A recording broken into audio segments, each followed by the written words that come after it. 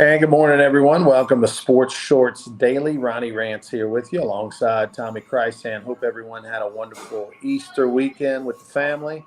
As A lot to go on this weekend in the world of sports outside of just celebrating Easter and Passover. Obviously, the Masters, they ended up getting it in, Tommy, in 4 days. Sunday, the weather was absolutely gorgeous in Augusta, and it made up for Friday and Saturday. But John Rahm becomes the fourth Spaniard ever to win the Masters on Seve Ballesteros' birthday, for the second time that a Spaniard done that. Sergio Garcia did it 6 years ago on Seve's birthday as well. And he came from four back of Koepka to win the Masters. I figured once those two kind of got out in front of the pack that one of them would take it home. They both weren't. Those are two salty veterans, great players. They weren't going to collapse and somebody was going to come from super far back to do it. But John Rahm was sensational. He wins the Masters. Also, over the weekend, LSU baseball, the Tigers go 1-1 in South Carolina, get Game 3 rained out. And I'm telling you, Tommy, I fully believe that was a good thing for LSU. They were running into a buzzsaw in South Carolina. They were lucky to get one game. They were down 7-3 in the eighth, and Dugas, Mr. Clutch all year, hits a grand slam to tie it, and Beloso hits a base hit to win it in the ninth. Outside of that, LSU didn't really pitch very well all weekend, for the two games. They've got massive injury issues on the mound. And I think they just needed a few days off to regroup and try to figure out what in the heck is going to happen next. Their next opponent, Thursday, Friday, Saturday, will be Kentucky. I'll be doing the games 2 and game 3. So Friday, Saturday, I'll be announcing those. Kentucky, by the way, did lose 2 out of 3 to Georgia. They have been red hot. They're 9-3 in the league play. That's better than LSU's 7-3 record, right, Tommy? Is it 7-3, Tommy? 7-4. 7-4 record. 7-4 record are the Tigers. So we'll get into all of that. Don't look now, but the Tampa Rays may be the best team in baseball. They are 9-0. And the irony of it, Tommy, is they play in the worst ballpark in America.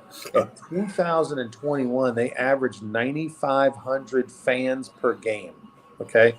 That's around LSU numbers. 9,500 fans a game. But here's the amazing thing. With a terrible stadium, with averaging 9,500 fans, because of TV revenue and sponsorships and everything else, their EBITDA, the bottom line amount they made $45 million in 2021. When all was said and done, with a crappy stadium and the worst numbers in the league, they still netted EBITDA wise $45 million. So that's all you need to know about Major League Baseball. But the good news is a new ownership group is expected soon, and there's going to be a new stadium in the works. They finally worked out sort of the public-private makeup of the new stadium over there in Tampa. So if they can win in this trash environment, look out for the future with the Rays. But also the Pelicans, they are in the play-in game. They've technically, I guess, made the playoffs. I don't know if you call the play-in game the playoffs. We'll do it to make ourselves feel better.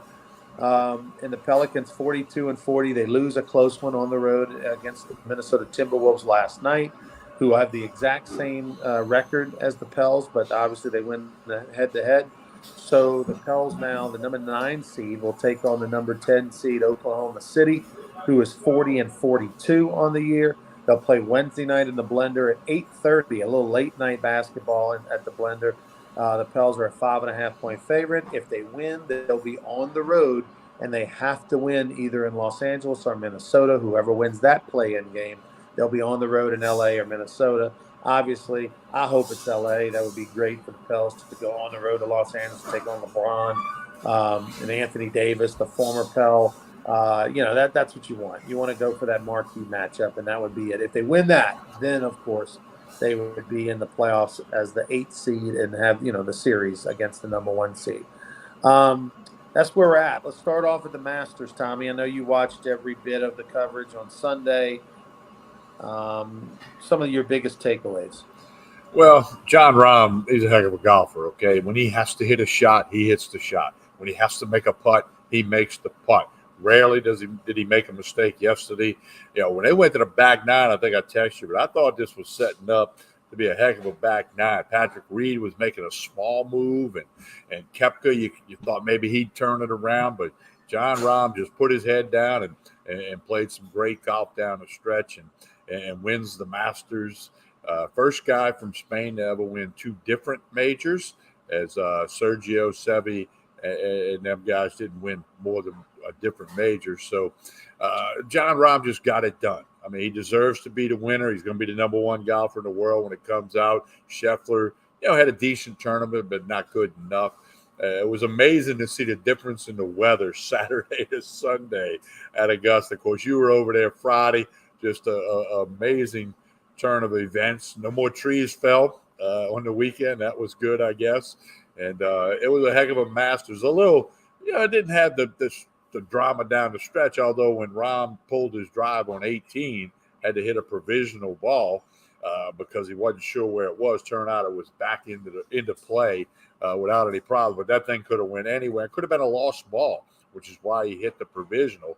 And then, and he piped the provisional, and he had a 4-shot lead. So in all likelihood, he would have still won. But when he had to hit a shot, he hit it. When he had to make a putt, he did it. And he's the best golfer in the world right now. Tommy, what's ironic is I'm in Dallas right now, visiting my sister and her family and everything with my mom and for Easter, and I'll be back tomorrow in Baton Rouge. But I was at a little Easter function yesterday with my brother-in-law's family, and one of his brothers was at the Masters on Wednesday, and he went with as the guest of a big landscaping business, a big company that does work at Augusta National. Now there's multiple, landscaping companies that they'll use to help with different projects, at the course and around the course and, and all that. And the irony is that on Wednesday, my buddy James, he was getting a tour with this landscaping company of Augusta National, and they were telling him about some of the things that they had done this past year, including moving a bunch of trees. So numbers of trees were, literally scooped up with these big cranes and then placed in new locations for various reasons, for aesthetic purposes, for helping with some sight lines of camera locations for television and et cetera. And those 3 trees that fell were a part of the many, maybe hundreds of trees that were moved around. But those 3 trees were recently, and I say recently, like I don't know the timeline, like if it was a week ago or 6 months ago, but those 3 trees that fell at Augusta National were part of the reorganization of a number of trees that took place. And so, and even my buddy James, who was there, asked a bunch of questions like, man, like it seems like the roots wouldn't really take, very well this quickly and and sure enough, those trees fell. So curious to see, it's amazing, Tommy, that no one was hurt. I mean, it's incredible that no one was hurt. Some chairs were crushed. I mean, those 3 trees fell where people at one point in the day had been sitting. And it's incredible that in that moment, there just happened to be not a lot of folks in that area.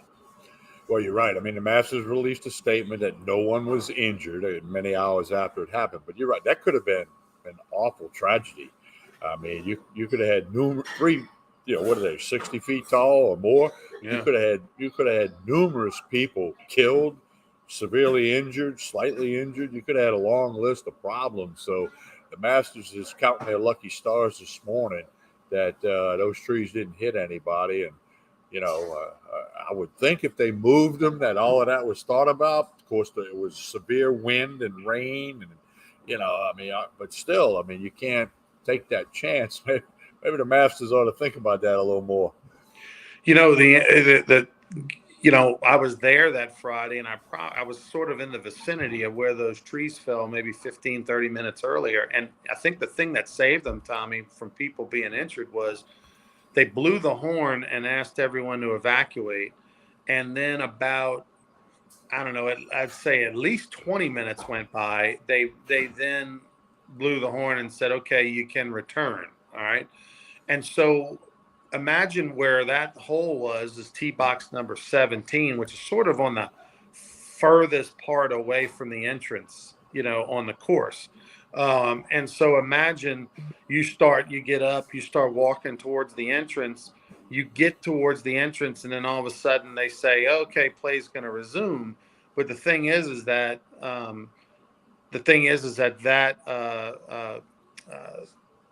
it was late in the day. You'd probably seen just about everybody. The weather was, off and on, not very good. So, a lot of people probably made the decision to either A, you know what, I'm just going to go home. We'll be back tomorrow. Or B, by the time they turned around and started really walking back to their spot, they maybe quite hadn't made it there.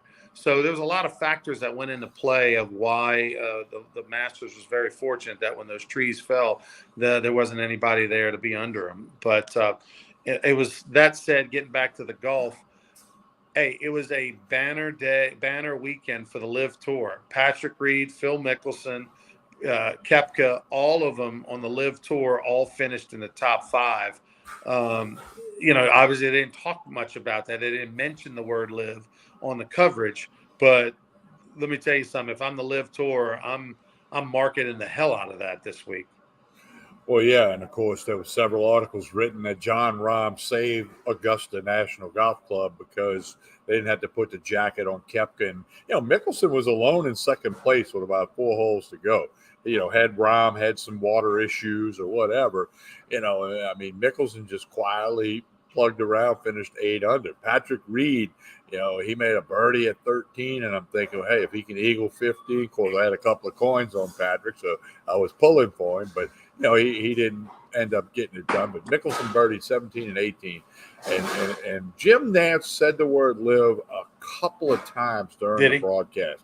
Not many. He didn't overcook it. They said Tiger Woods' name 7,000 times, even though he withdrew. By the way, we might not see Tiger play golf anymore unless he gets to the Champions Tour in 3 years. We can hit that in a minute. But they were very, it didn't come up a lot at all. Nance did make 1 or 2, maybe 3 times when he said LIV, but I think they were told to don't overcook that. If you got to say it, but let's don't overdo it. But but it didn't work that way. And then it's Jon Rahm who had some of the more vocal comments about the LIV Tour. It's exhibition golf. It's 54 holes. It's a shotgun start. Those comments were publicized many times Friday, Saturday, and Sunday that he had made about, because he has been adamant that he would never join the LIV Tour, wants to play with the greatest golfers. So be curious to see how that LIV Tour versus PGA Tour unfolds going forward. Next major will be the PGA in May, and we'll see how that goes. I don't think the LIV golfers can go to the PGA Tour because the PGA is who banned them. Augusta's technically, the Masters is technically not part of the PGA. So we'll see how that story goes forward. So getting back to this whole LIV thing, what I'm interested, well, first off, Phil Mickelson, the highest finish of any 50, the oldest guy to finish in the top 5 ever. He's on the Monjuro. He's lost a lot of weight and looks fantastic. But here's the thing, is that we're starting to hear cracks a little bit in the armor of the LIV Tour. Remember, they supposedly have more money than God, and money's not an issue, and they can throw, good money after bad over and over. It's a political play to kind of legitimize Saudi Arabia on the international sports scale. But we're hearing reports that they've gotten a little cheaper this year with the media on their food, and it's not as first class as it was the first year where they were rolling out the red carpet everywhere, that they look like they're pinching pennies a little bit this year compared to last year. And if that is the case, and there's like some, there was even some chartered flights last year they did for golfers, where they put a bunch of golfers on a plane and charter them over, that they're not doing that as much this year or haven't. But so the question becomes, how true is it? Like, we know that the Saudis have all the money in the world, but are they willing to say, lose $500,000, $500 million a year to make a point? Okay. Because in order for the Live Tour to survive, you've got to have good players, which means you got to constantly be stealing PGA players away from, the good players. Phil Mickelson's 52 years old. Koepka and Reed are sort of and DeChambeau are sort of the anti guys. So where are in a couple of years when they start to fade, where's the new blood going to come from? And the only way you're going to get new blood is if A, you run a first-class tour where they're treated great, and B, you just give them way more money than they can ever make on the PGA Tour, and guaranteed money at that. So, I'm curious to see if the Live Tour, if they're willing to dig in, because they don't have a TV contract worth anything playing on the CW, and they're not, getting the coverage. They're not playing in, they're just not top of mind. I'm not tuning into Sports Center and seeing Live coverage and all that. So, because of all that, they've got a decision to make, and we're going to find out, I'm sure, in the next year or two if they're here to stay. These guys, like this first round of guys, the Koepkas and the Reed and the Mickelsons and all, yeah, they got their money. But will they be another round of players? Will they be dipping into the PGA pool and stealing 2 or 3 top 25 players in the world? Because that's what it's going to take in order for the Live Tour to really take off and be sustainable, is you got to get 1 or 2 of those guys every year. Well, right now they're trending in the wrong direction for all the things you just said. Now, can that trend shift? Certainly. But right now, and you make the best point of, what's that next wave of golfers that are going to get, life-changing money, generational wealth to go forward? And then, are they going to change the format of their tournaments? I mean, there's a couple of things in play there to see what might happen. But the PGA Tour, I don't know. Right now, they're definitely stronger. We'll see what unfolds. The other thing, too, isn't it ironic that Koepka, Reed, and Mickelson have such a great weekend, and then Rory McIlroy, who was so outspoken against the Live Tour and obviously won the FedEx Cup last year and made gazillions of dollars, doesn't even make the cut. And so that was incredible. And then what Justin Thomas didn't either, right? He didn't make it either. And look, Jon Rahm took $3.24 million. That's his check from Augusta. $3.24 million. And the PGA Tour has upped all of its purses. They've got some other ways that guys can get bonus money, not just the FedEx Cup. So they recognize that they had to react to the Live Tour. But again, as we sit here today, April 10th, I mean, the PGA Tour is stronger, and it looks like the Live Tour is trending in the wrong direction. But the PGA players definitely should thank the Live Tour, because, as you mentioned, purses are up, and then next year in 24 they're talking about guaranteed purses on a number of events, and guaranteed no cut events on a few, and all that kind of stuff, which is taking a page right out of the Live Tour. So as much as they want to talk crap about the Live Tour. 2 other things. Number one, the amateur from Texas A&M that Chance referred to, kind of figured he'd back up a little bit on the weekend, but he still made a name for himself, and his future is very bright, as I'm sure he's going to turn professional soon. By the way, he had class today at Texas A&M. I don't know if he made class or not, but there's a tournament. There's an A&M tournament invitational that I think was today. I think he said yesterday in Butler's cabin that he was contemplating playing in it, which. Bennett's going to make probably $1 million or more in endorsements in the next 30 days. Easily. Yeah. I don't think the Aggie golf team is going to need another guy to step up. Now, let's talk Tiger Woods. Withdrew from the tournament, prior to Sunday morning. According to reports, he woke up very early to try to get his body ready. He couldn't go for physical reasons, plantar fasciitis in the foot, the leg. We saw how bad he was limping in the rain the other day. I don't know, Ronnie. He's 47 years old. I don't know if we see him play competitive golf anymore, other than a little father-son thing and a couple of other quote-unquote celebrity events type things. I mean, he just can't get it done. Now, walking Augusta is a little tougher than walking most PGA golf courses, and you know that. You've been there a couple of times. But I don't know what's next for Tiger Woods. Somebody asked when they're going to see him, asked his agent, when's he going to play again? Of course, the agent said, we don't know the answer to that. But it didn't look good for Tiger Woods. And, Father Time's undefeated. And I don't know if his health's going to allow him to compete at the level he wants to compete at. He can still probably beat me, you, and Casey out at Greystone. But, I think he would beat us. But I don't know if he can compete at the level he needs to compete or that he wants to compete at. Here's the thing, Tommy. I absolutely 100% believe that Tiger Woods is going to play again on the PGA Tour and that he'll play again at the Masters. Look, I've learned my lesson from counting him out, numerous times. And oh, by the way, as bad as that limp was, it looked like me walking around that thing. As bad as it was, he made the cut. Justin Thomas and Rory McIlroy did not. So he's still playing at a high level. I think the conditions with the wind and the rain and just obviously you have good days and bad days when it comes to walking around, with that leg that he's got, which, remember there was talk of him losing the leg after the accident. So he's barely got the leg. It's incredible he does what he does. Look, I'm beyond ever writing him off. A year from now is, with Tiger Woods, who knows what that looks like? The guy might have a bionic leg by then. But look, that said, how amazing is it that he did make the cut? This guy, it literally is playing on one leg and all this stuff he's got to go through. And yet he's good enough to beat the best and make the cut. Look, all these young bucks, all the amateurs, only one amateur, Bennett, made the cut. All the others didn't make the cut. And there's Tiger Woods at 47 limping around, getting it done. Look, the guy is sensational, and he still draws a tremendous crowd. Sam Burns, I was disappointed in Sam Burns. After 2 rounds, he was in the top 5, or 6. I think maybe he was 6th. He was right there in contention, and then, man, it just he backed up pretty poorly. A learning experience, obviously, for the young Tiger. Well, his 3rd round score was +6. He shot 78, and we know what the weather was, but he just didn't get it done. Others got it done. He didn't get it done, and the future's still bright for Sam Burns. I think he's got some more wins in him.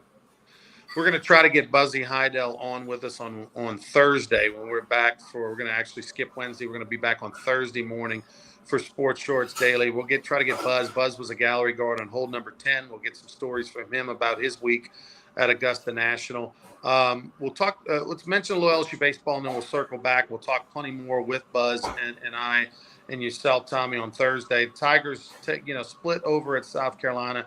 They have a mass unit full of injuries on the mound. They're catching Kentucky, who's showed they're finally a little bit mortal. They lost 2 out of 3 to Georgia. Kentucky comes in Thursday, Friday, Saturday for a series. Thursday, they're going to have to give the ball to Skeens and say, go 9. Go 9, Paul. They've got to get an 8-inning performance out of Paul Skeens to help save this non-bullpen that they have at the moment. You're right. The whole situation in South Carolina was kind of choppy from the get-go with the lightning delay or weather delay in the first game, and Skeens doesn't go back out. The injury situation, they kind of threw in the towel on the Thursday game, and Friday going to play 2, get in 1. Gavin Dugas with the clutch hit, Peloso with a clutch hit, and they escaped with a win, and that was big. And then the game 2 Friday gets rained out. They actually moved it to Saturday to try to get it in, and early Saturday morning and say, hey, this is not going to work. Like you said on Sports Shorts Radio when we were out at the Barstool Sportsbook, that's a win. The game didn't get played, but it's a win. Even though they're now in second place in the West by percentage points behind Arkansas. Arkansas is 8-4, LSU 7-4, so they're a handful of percentage points behind. But now it's time to figure out what's up with Ackenhausen. Can he throw? Shores. Christian Little didn't throw at all. Yeah, Edwards, Christian Little didn't throw at all. You got to play Tulane tomorrow night in New Orleans. Tulane's not having a good year. Maybe you go Johnny Holstaff and get everybody a pitch count, whether that's 1 inning or 2 innings, and get some work in, because then Kentucky rolls in. They're number 12 in the country. By the way, LSU remained number 1 in the poll, all of the polls. But Kentucky's number 12 after losing 2 out of 3 from Georgia. They were a little higher, so it's not going to be easy with Kentucky, and there's a lot of bad weather scheduled for Thursday, so you might have some juggling around with all of that too. Tomorrow I would start Christian Little and obviously throw him an inning or 2. He's expected to be the starter on Saturday, and I think if he throws 2 innings on Tuesday, having Wednesday, Thursday, Friday off would be fine. It's sort of like an extended bullpen. Maybe you put a 30 pitch cap on him or something like that. But Christian Little's got to get on the mound. I mean, he hasn't been on the mound since a week and a half now, or longer. I'm trying to think, did he even throw in the series? But listen. Right now, Tommy, you've got Floyd, you've got Skeens. You got Skeens 1, Floyd 2, and then you've got Herring, the freshman lefty, and then you also have Riley Cooper. That's it as far as healthy, reliable pitchers that you know what you're getting out of those guys for the most part. Then you go Christian Little, who was supposed to be a closer. He couldn't get that done. We're hoping he could maybe be but like Christian Little's a project. So I'm trying to give you an idea of what you think you know what you have in Herring. You think you know what you have in Cooper. Outside of that, Hurd and Little have not been good, and they've got to be good, and you're going to keep rolling them out there.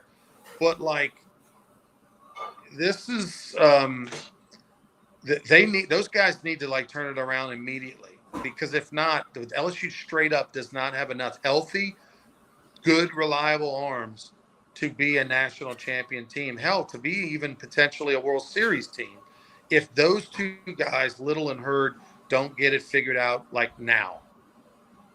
Well, you're right. Now Guidry has stepped up a little bit. That's a plus. That's been a nice find, yes. What can he do going forward? But you're right. They got other things they got to sort out. And frankly, guys got to step up and get the job done and become better, command their pitches, execute the pitches that are called. And, they've got to do that.